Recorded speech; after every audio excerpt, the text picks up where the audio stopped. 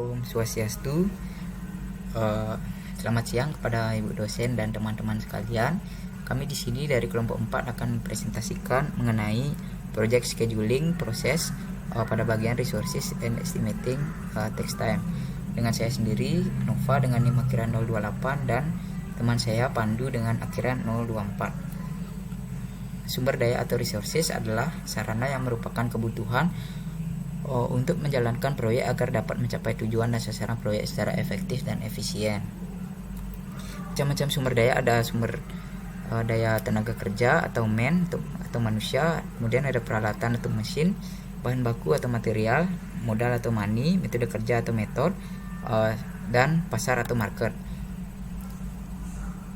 Perencanaan sumber daya yang baik sesuai dengan kebutuhan logis proyek akan membantu pencapaian sasaran dan tujuan proyek secara maksimal.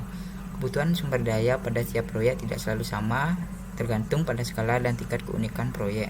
Perencanaan sumber daya dapat dihitung dengan pendekatan matematis yang dapat menghasilkan tingkat penyimpangan yang minimal serta perkiraan yang mendekati kondisi sebenarnya.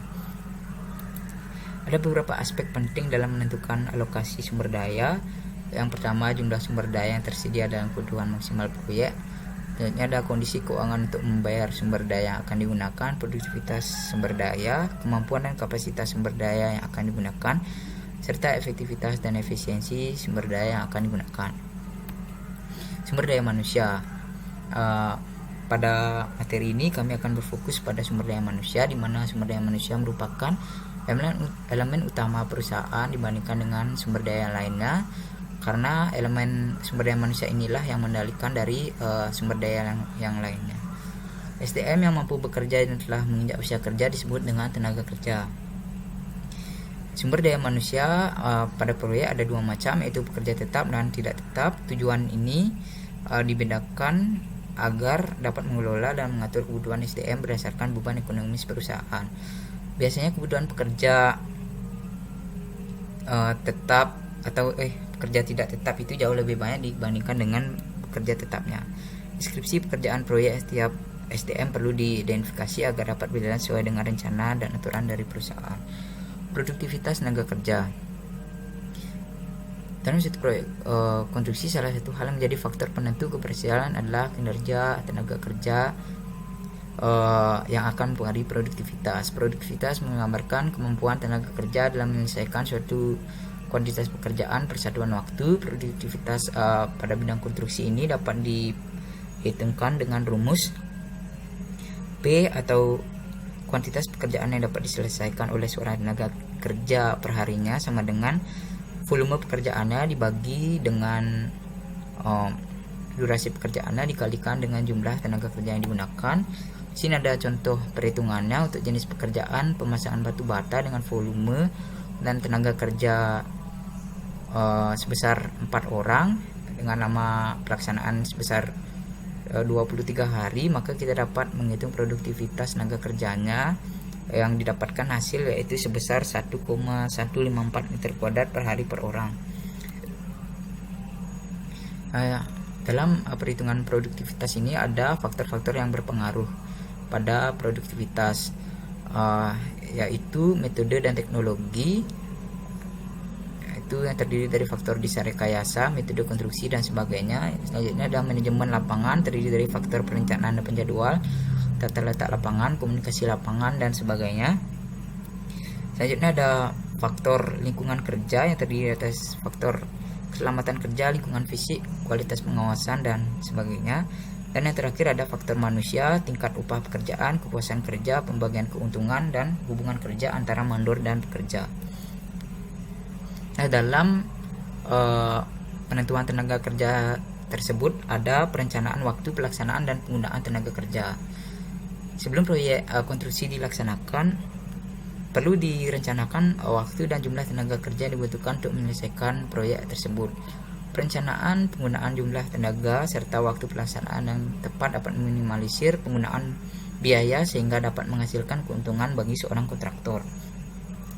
Nah, di sini ada rumus yang dapat digunakan untuk menentukan lama pekerjaan, yaitu T sama dengan K atau koefisien tenaga kerja dalam analisis harga satuan dikalikan dengan volume pekerjaannya dibagi dengan jumlah tenaga kerjanya.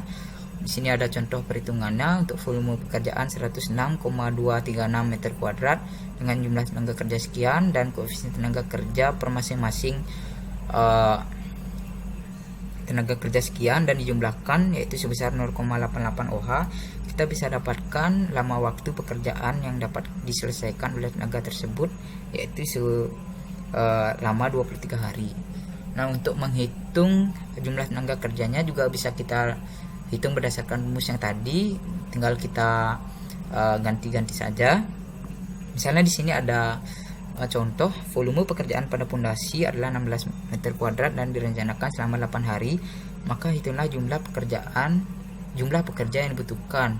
Dengan menggunakan rumus ini kita bisa mendapatkan hasilnya, yang didapatkan jumlah pekerja yang dibutuhkan yaitu sebesar 3 orang. Selanjutnya ada penjadwalan proyek.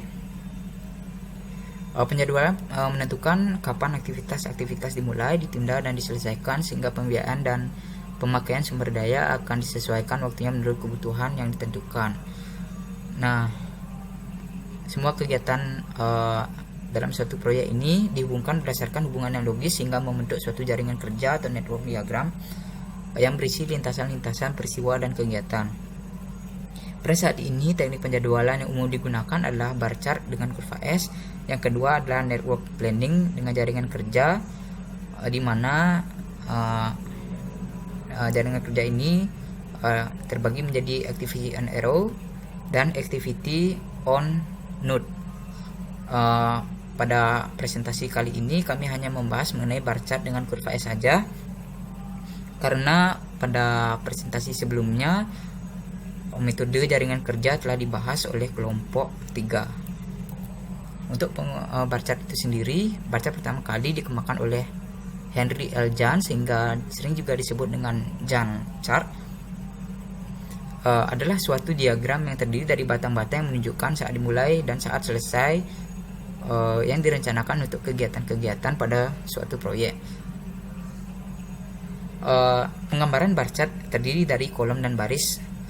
Pada kolom tersusun urutan kegiatan yang disusun secara berurutan, sedangkan pada baris menunjukkan periode waktu yang dapat berupa hari, minggu, ataupun bulan. Nah, perincian yang terdapat pada bar chart adalah pada sumbu horizontal X tertulis satuan waktu, misalnya hari, minggu, bulan, dan sebagainya. Waktu mulai dan akhir suatu kegiatan tergambar dengan ujung kiri dan kanan balok dari kegiatan yang bersangkutan. Pada sumbu vertikal atau Y dicantumkan kegiatan atau aktivitas proyek dan digambar sebagai balok. Perlu diperhatikan urutan antara kegiatan satu dengan yang lainnya meskipun belum terlihat hubungan ketergantungan antara satu dengan yang lainnya. Format penyajian bar chart yang lengkap berisi perkiraan urutan pekerjaan, skala waktu, dan analisis kemajuan pekerjaan pada saat pelaporan. Jika bar chart atau bagan balok dibuat berdasarkan jaringan kerja AOA, maka yang pertama kali digambarkan atau dibuat baloknya adalah kegiatan kritis, kemudian dilanjutkan dengan kegiatan non kritis. Cara atau langkah-langkah dalam pembuatan bar chart dengan metode AOA. Yang pertama, langkahnya yaitu mengisikan kegiatan pada kolom kegiatan. Langkah kedua, membuat balok atau batang sesuai dengan panjang dengan durasi untuk kegiatan kritis terlebih dahulu. Dan langkah ketiga yaitu pembuatan balok untuk kegiatan yang tidak kritis. Di sini ada contoh penggunaan bar chart, di mana kiri merupakan jenis pekerjaan dan yang di sebelah kanan merupakan batang atau balok dari bar chart itu. Untuk memperjelasnya, di sini ada contoh bagaimana pembuatan bar chart. Ada tabel jaringan kerja. Tabel jaringan kerja ini kegiatan dibagi menjadi kegiatan A, B, C, D, E, F dengan kegiatan sebelum, kegiatan sesudah, dan durasi yang telah ditentukan. Di sini ada juga diagram jaringan kerja yang telah dijelaskan oleh kelompok sebelumnya, di mana untuk kegiatan A itu memiliki durasi 3 dan seterusnya. Karena durasinya 3, kita buat pada bagian atas tersebut 3 pada node nya ini 3. Selanjutnya untuk yang yang B ini memiliki durasi 3, 3 ditambah 3, maka pada bagian sini kita buat 6, begitu juga seterusnya. Ini pada bagian atas tersebut adalah metode maju pada suatu diagram jaringan kerja. Untuk metode maju itu sendiri dicari nilai terbesar dari durasi suatu pekerjaan. Misalnya seperti ini, 6 ditambah durasi pekerjaan D yaitu 4, 10 berjumlah 10, sedangkan 8 ditambah 6 berjumlah 14, maka kita menggunakan 14 sebagai estimasi penyelesaian suatu kegiatannya. Sedangkan untuk yang bagian bawah ini adalah metode mundur suatu pekerjaannya. Yang pertama, pekerjaan akhirnya itu diselesaikan dalam waktu 19 hari dikurangkan dengan pekerjaan F dengan durasi 5, kita mendapatkan nilai 14. Selanjutnya 14 dikurangi dengan 6, kita mendapatkan nilai 8. 14 dikurangi 10, kita dikurangi dengan 4, kita dapat 10. Selanjutnya pada bagian sini untuk metode jarum mundurnya kita pilih nilai yang terkecil dalam menyelesaikan suatu proyek. Misalnya ini 8 dikurangi 5 kan sama dengan 3, sedangkan 10 dikurangi 3 sama dengan 7. Karena 3 lebih kecil dari 7, kita menggunakan angka 3, begitu seterusnya. Setelah didapatkan metode maju dan metode mundurnya, kita bisa buatkan dia tabel seperti ini, early start dan early finishnya, juga late start dan late finishnya. Setelah kita buatkan tabel seperti ini, kita bisa mengetahui di mana jumlah atau bagian diagram kritisnya, jaringan kritisnya, dengan mengetahui total fluidnya. Total fluid diketahui dengan cara mengurangkan late finish dikurangi dengan early finish, dimana jika hasilnya tersebut bernilai 0, maka kegiatan tersebut merupakan kegiatan kritis. Jadi kegiatan kritis pada diagram tersebut ada pada kegiatan A, C, E, dan F. Setelah kita mengetahui hal tersebut, kita membuat bar chartnya dengan cara sebagai berikut. Pertama, kita buat kegiatannya dan durasinya. Selanjutnya kita membuat kolom-kolomnya. Kolom yang merah merupakan kolom kegiatan kritis, yang kuning merupakan kegiatan non kritis. Kita tinggal buat saja. Misalnya kegiatan A memiliki durasi 3. Ini dimulai dari 0 kegiatan atau 0 hari kegiatan, hari pertama kegiatan sampai dengan hari ketiga. Maka kita blok saja dan kita warnai saja baloknya sebesar 3 hari, begitu juga seterusnya. Selanjutnya ada kurva S. Kurva S adalah hasil plot dari bar chart, bertujuan untuk mempermudah kegiatan-kegiatan yang masuk dalam suatu jangka waktu pengamatan proses pelaksanaan proyek. Kurva S dapat menunjukkan kemampuan proyek berdasarkan kegiatan, waktu, dan bobot pekerjaan yang direpresentasikan sebagai persentase kumulatif dari seluruh kegiatan proyek. Berikutnya ada langkah-langkah pembuatan kurva S. Yang pertama yaitu mencari persentase bobot biaya setiap pekerjaan, di mana persentase bobotnya sama dengan volume dikali dengan harga satuan pekerjaan per biaya total pekerjaannya dikali 100%. Yang kedua, membagi persentase bobot biaya pekerjaan pada durasi. Yang ketiga, menyumbangkan persentase bobot biaya pekerjaan pada setiap lajur waktu. Yang keempat, membuat kumulatif dari persentase bobot biaya pekerjaannya pada lajur persentase kumulatif bobot biaya. Yang kelima, membuat kurva S berdasarkan persentase kumulatif bobot biaya.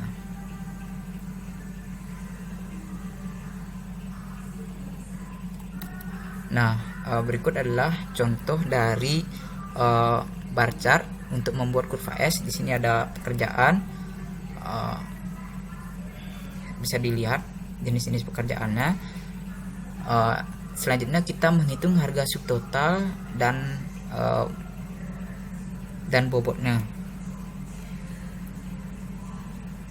Subtotalnya yaitu volume pekerjaan dikali dengan harga satuan pekerjaannya.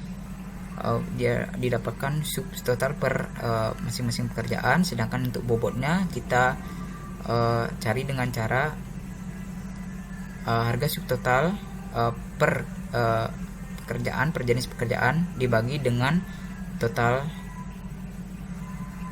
ini dikali dengan 100%, didapatkan bobot per masing-masing pekerjaan yaitu sebesar sekian. Selanjutnya dijumlah bobot tersebut harus sama dengan 100%. Selanjutnya menghitung pembagian bobot hingga persentase biaya kumulatif dan menggambar kurva S.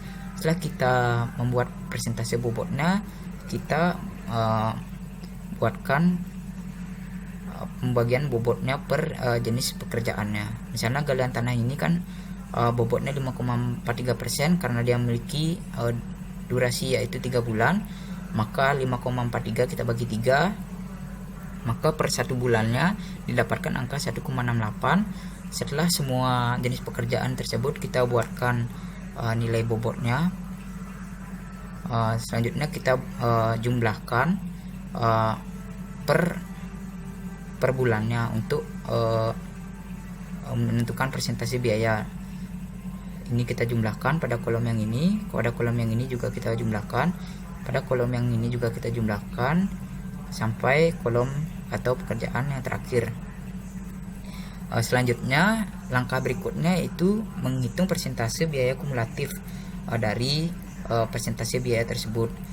Untuk menghitungnya yaitu biaya atau persentase biaya awal, karena ini pada bagian awal tetap ditulis 1,81. Pada bagian atau bulan kedua, caranya biaya sebelumnya ditambahkan dengan persentase biayanya. Begitu juga dengan seterusnya untuk bulan ketiga, persentase biaya kumulatif sebelumnya ditambahkan dengan persentase biaya pada bulan ketiga, didapatkan hasil 14,40, gitu seterusnya sampai dengan yang terakhir didapatkan persentase biaya kumulatif yang harus sama dengan 100% juga.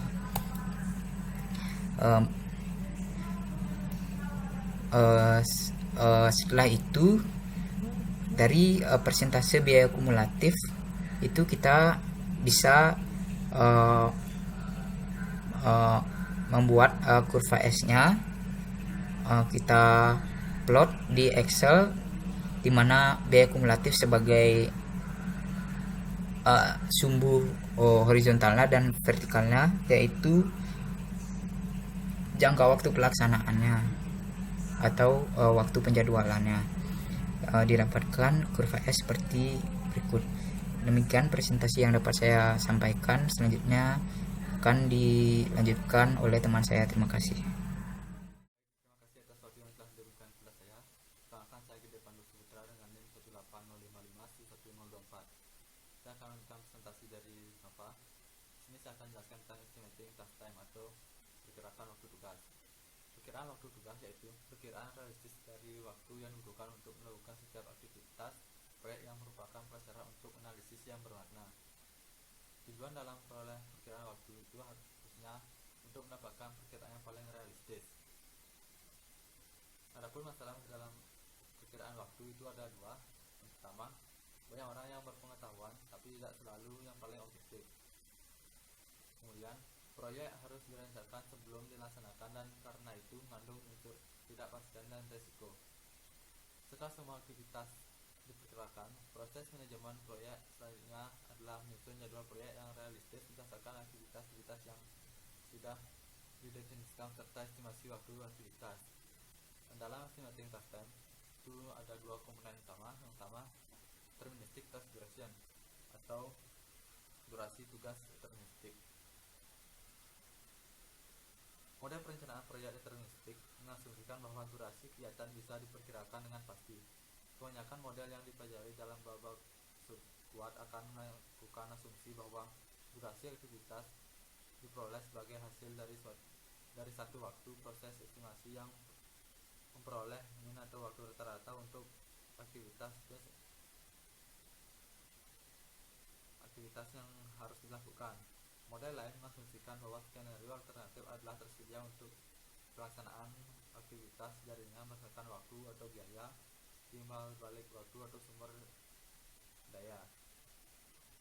Dalam deterministic task duration atau durasi tugas deterministik ada dua komponen, yaitu yang pertama single time estimate atau estimasi satu kali.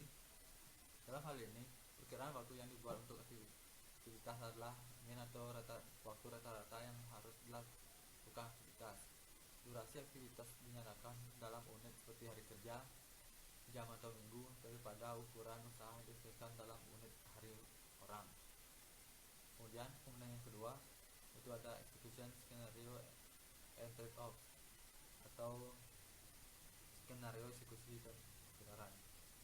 Alih-alih kerja dengan perkiraan waktu tunggal dengan asumsi bahwa sebuah aktivitas hanya bisa dijalankan dengan mode tunggal yang dilakukan oleh durasi dan alokasi sumber daya tetap. Beberapa kemungkinan skenario eksekusi dapat ditentukan. Setiap mode mencerminkan layak untuk menggabungkan durasi aktivitas dan alokasi sumber daya. Seleksi dari mode eksekusi dan durasi aktivitas yang dilakukan kemudian dibiarkan fase penjadwalan. Kemudian yang kedua itu ada dealing with uncertainty atau berurusan dengan ketidakpastian,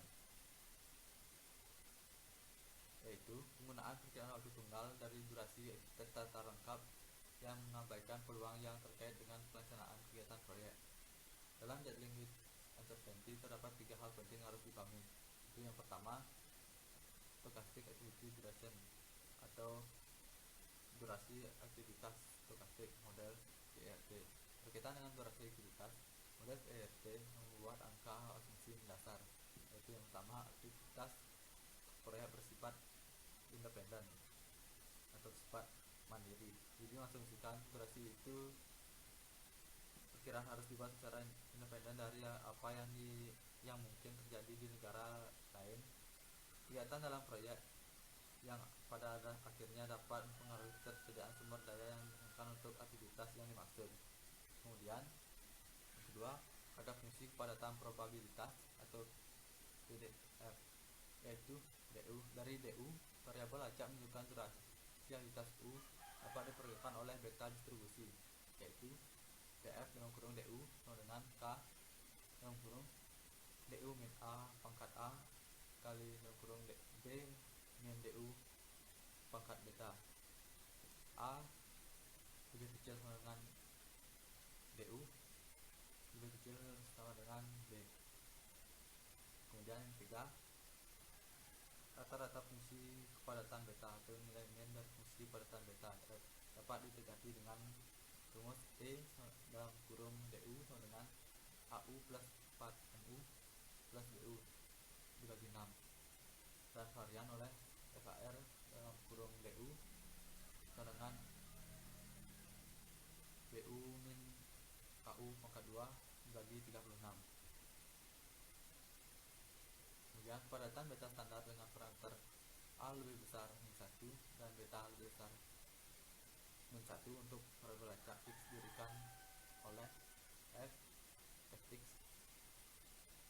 alpha, beta sama dengan R dalam kurung A plus beta, alpha plus beta plus 2 dibagi R sama dengan R dalam kurung alpha plus 1 kali R dalam kurung beta plus 1 kali X pangkat alpha kali dalam kurung 1 min X pangkat beta.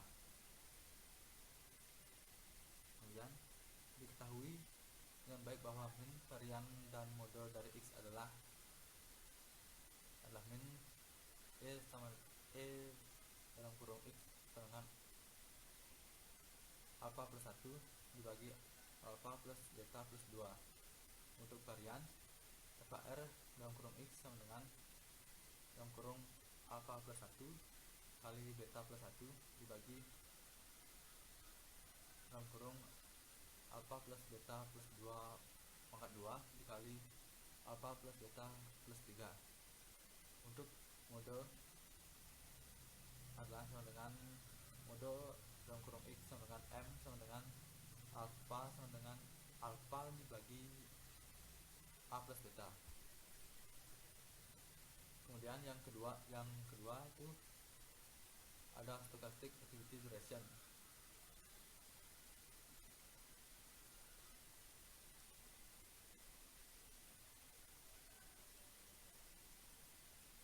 Untuk durasi stochastic activity duration itu adalah durasi aktivitas stokastik untuk df. Nah, Elma Grafi 1997 secara singkat membahas penggunaan seragam dan DFS segitiga selama durasi aktivitas. Misalnya, jika A dan B mewakili kisaran durasi yang mungkin dari suatu kegiatan dengan semua nilai antara D yang kurung A lebih kecil dari D lebih kecil dari B, kemungkinan sama. Distribusi seragam selama interval tertutup A, B mungkin cukup seperti yang dilakukan oleh gambar berikut. Nomor itu adalah gambar seragam DF untuk durasi aktivitas.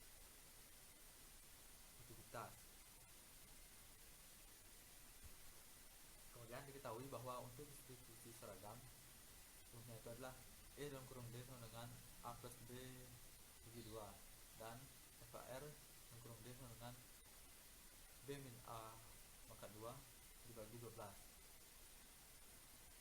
Kemudian yang sama juga untuk pendapat bahwa jika seseorang bersikeras 3 waktu perkiraan, mungkin distribusi segitiga sederhana pada gambar berikut sudah memadai. Sebelum menggambar itu adalah rumusnya itu adalah E dalam kurung D sama dengan M plus B bagi 3 dan sebenarnya FAR dalam kurung D sama dengan 18 kali B kuadrat min MB plus M kuadrat.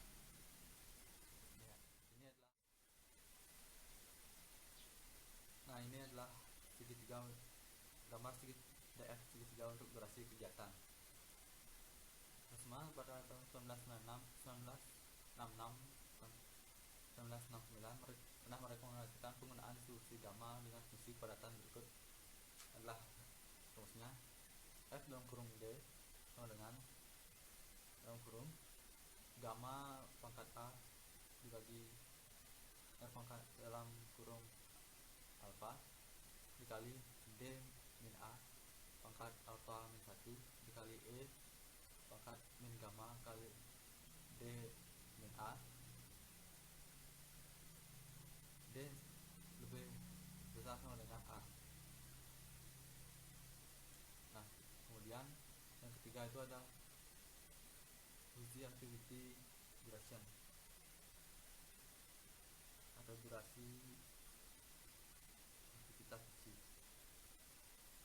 Karena keunikan beberapa jenis proyek, data historis tentang durasi aktivitas sering tidak tersedia. Akibatnya, kemungkinan distribusi untuk durasi tidak diketahui, seperti durasi aktivitas yang diperkirakan oleh ahli. Terkadang, dalam keadaan unik, proyek manajemen sering diharapkan pada pernyataan menghakimi yang tidak jelas dan tidak tepat.